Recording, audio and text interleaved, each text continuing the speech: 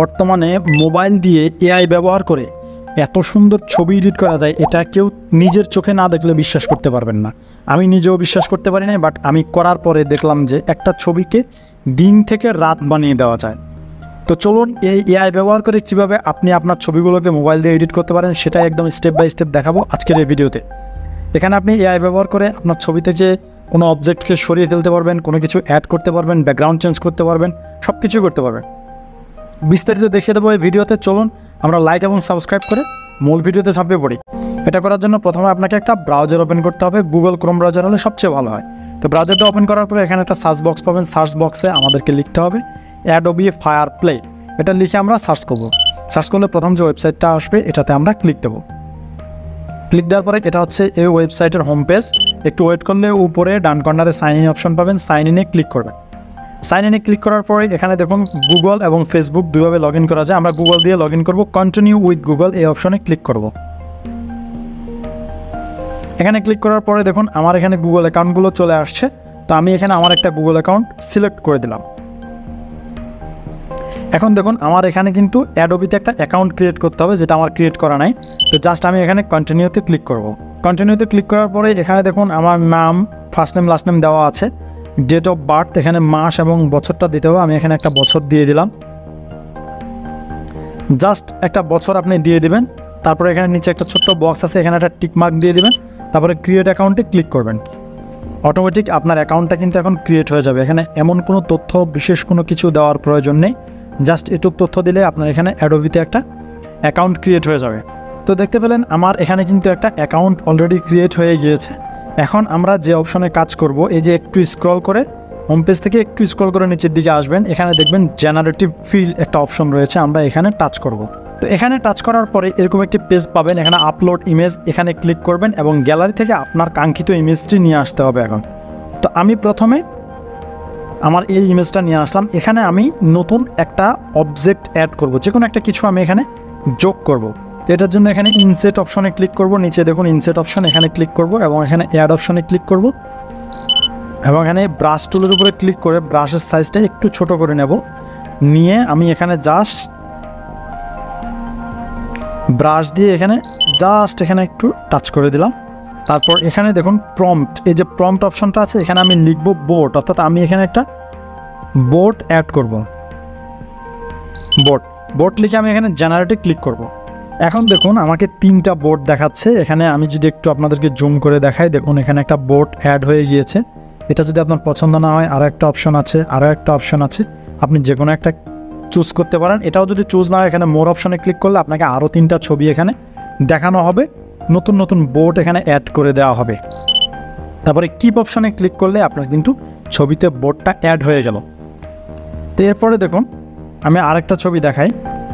এখন দেখুন আমি এই ছবিটার ব্যাকগ্রাউন্ড চেঞ্জ করে দেবো। তার জন্য ইনসেট অপশনে ক্লিক করব এবং এখানে দেখুন ব্যাকগ্রাউন্ড অপশন আছে, এখানে ক্লিক করব। ক্লিক করলে আমার ব্যাকগ্রাউন্ডটা কিন্তু রিমুভ হয়ে যাবে। ব্যাকগ্রাউন্ডটা আমার রিমুভ হয়ে গেলে এখন এখানে এই প্রম্পট যে অপশনটা আছে, এখানে আমি লিখব।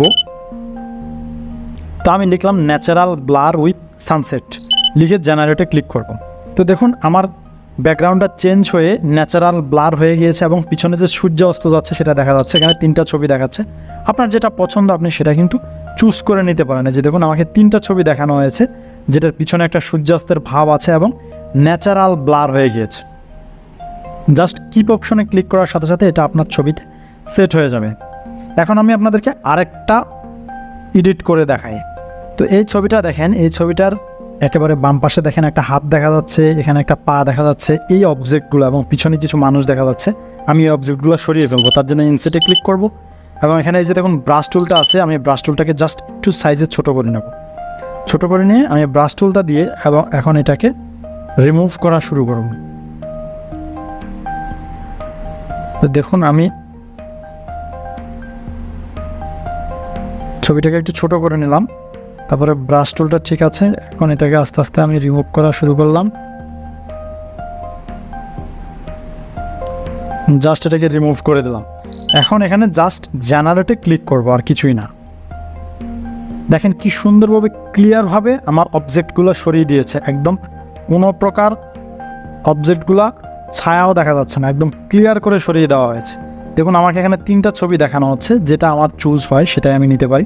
আমার মনে হয় প্রথম ছবিটা অনেক সুন্দর বেটার হয়েছে, পিছনে সে মানুষগুলো নাই, এখানে হাতটা নাই, এখানে পাটাও কিন্তু ক্লিয়ার হয়ে গিয়েছে। এখন আপনাদেরকে আরেকটা এডিট দেখাই। তো এই ছবিটায় দেখেন আমি এখানে জুতা পরা আছি, তা আমি আমার এই জুতাটা চেঞ্জ করব। তার জন্য ইনসেট অপশানে ক্লিক করব, এখানে ব্রাশ টুলটাকে একটু ছোট করে নেব, তারপরে ব্রাশ টুলটা দিয়ে আমি জুতাটা সিলেক্ট করে দেব। এই যে 2টা জুতা আমি সিলেক্ট করে দিলাম এবং এখানে লিখে দেবো শুজ। লিখে আমি জাস্ট এই যে শুজ লিখে দিলাম প্রম্পটে, লিখে জেনারেট অপশানে ক্লিক করে দেব। তো দেখুন আমার পায়ে কিন্তু অলরেডি সুন্দর একটা জুতা তারা সেট করে দিয়েছে। এই যে দেখুন, আপনার যদি যেটাই পছন্দ হয়, এখানে 3 ধরনের জুতা দেওয়া হয়েছে। আমার মনে হচ্ছে এই জুতাটা আমার পায়ে খুব সুন্দর সেট হয়েছে। তো এটা কিন্তু আমরা চাইলে রাখতে পারি এবং কিপ অপশানে ক্লিক করার সাথে সাথে এটা কিন্তু আমার পায়ে সেট হয়ে গিয়েছে। এবং এখন যদি আমি চাই আমার গায়ের যে শার্টটা এটাও কিন্তু চেঞ্জ করা সম্ভব, এবং চাইলে আমি একটা ক্যাপ বা সানগ্লাস কিন্তু লাগাইতে পারি। তো দেখুন আমি সানগ্লাস লাগাচ্ছি, ব্রাশ টুলটা একটু ছোট করে নিলাম, তারপর এখানে চোখের এখানে হালকা একটু ব্রাশ টুল দিয়ে মার্ক করে দিলাম এবং এখানে লিখবো সানগ্লাস। সানগ্লাস লিখে আমি জাস্ট জেনারেটে ক্লিক করব। তো দেখুন আমার চোখে কিন্তু অনেক সুন্দর একটা সানগ্লাস চলে আসছে।